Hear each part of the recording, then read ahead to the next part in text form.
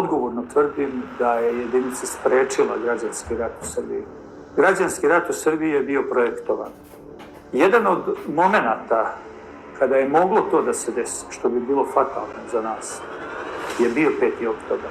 Ja još jednom ponavljam tvrdnju da nije bilo legije i jedinice 5. oktobra na ulicama Beograda, kriminalci koji su opljačkali tadašnje oružje bi počeli između sebe da pucaju jedni na druge. A onda je u tom razuvarenom, slobodno možemo reći, ludilu, počelo da se puca na sve živo. Svako bi tražio nekog svog.